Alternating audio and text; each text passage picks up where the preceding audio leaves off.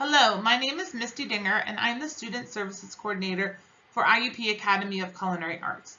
Today I will be talking with you about financial aid and billing and your IUP student account record. I hope you've already had the chance to check out your myiup account.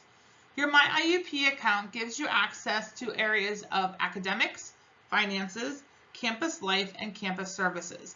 Today we'll be focusing on the Finances tab.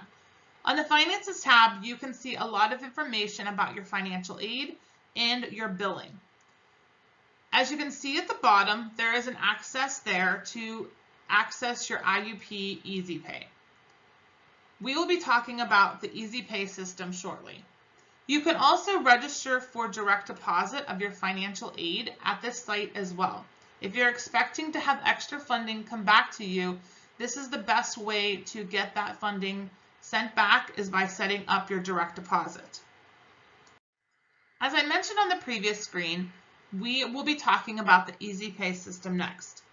The Easy Pay system gives you access to check your balance, make a payment, give permission to others to view your bill and make payments, and also set up installment plans.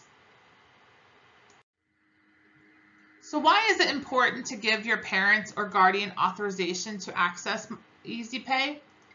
If you want your parent to be able to see your bill and make payments on your behalf, it is important to be able to set up the authorization.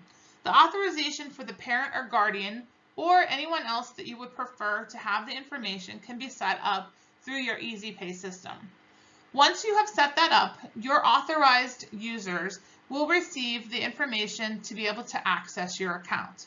They will be able to access your account with their own login information. They will also get emails from the bursar's office when you have a bill. As mentioned, one of the other options in Easy Pay is to set up a payment plan.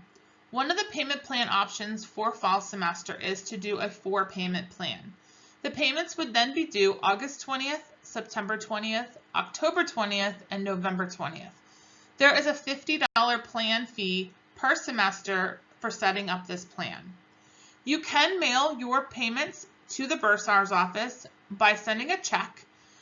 The address is listed here. Be sure to include your student ID though on the check when you send it in. You will want to make sure that your information and your account information is accurate. You can pay with an electronic check or a credit card online. The electronic check option is free. However, there is a 2.85% fee for all credit card payments, and that includes a debit card as well.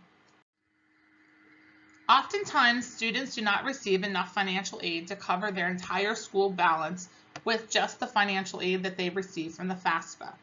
In those situations, a student oftentimes has to look into additional funding opportunities, and those funding opportunities typically mean loans. One of the loan types a student can look into would be a federal direct parent plus loan.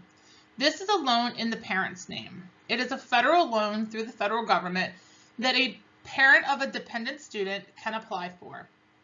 With this type of loan, you can borrow up to cost of education, which means you can borrow enough to cover the balance that you would need for both fall and spring semester. A parent would borrow the loan by completing the application at studentaid.gov. The parent is the borrower, so what that means, they need to make sure that they're the ones signing into the account. The parent would sign in with the parent's FSA ID and password that was created when they filled out the FAFSA. If the parent is denied the Parent Plus loan, the student can then receive up to $2,000 additional funding through the unsubsidized direct loans per semester. Another opportunity is if the parent is denied, they can look for an endorser for the loan that could be used. This essentially would be a co-signer for the parent. Again, these loans are federal loans. They have fixed interest rates and they also have loan forgiveness. So they are done through the federal government. Another loan option would be to look at an alternative or private loan. These loans are offered through private banks and lenders. This loan is typically in the student's name, but typically requires a co-signer. The student can borrow up to the cost of education for this loan, which means they could borrow enough money to cover the balance of educational costs they need for fall and spring semester. These loans are not federal loans, so they do not have loan forgiveness typically, and they do not have fixed interest rates. So it's important to check out interest rates, any other application fees, loan fees, degree requirements, and so forth when you're looking at these types of loans. There is a list of these types of loans on our IUP financial aid page. There is a company called Elm Select that basically has created a list of loans that IUP students have gotten over the last 3 years. You can find that at the financial aid page. One of the other things that you need to remember to keep an eye out for is your financial aid requirements.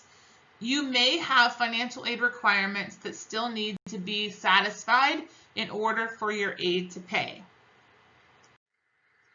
Some of the items that could be listed under your required information for financial aid would be the entrance counseling and the master promissory note for your direct loans. In order to have your direct loans paid to your account in the fall semester, you need to complete both the entrance counseling and the master promissory note for the loan. Other items that could be needed could be verification items. If you are selected for verification for financial aid, you will need to submit additional documents. The additional documents that you are required to submit are listed under the financial aid requirements.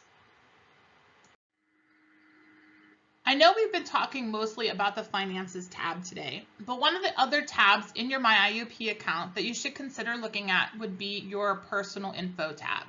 In the Personal Info tab, you can have access to reset your passwords, update emergency contact information, and other types of personal information.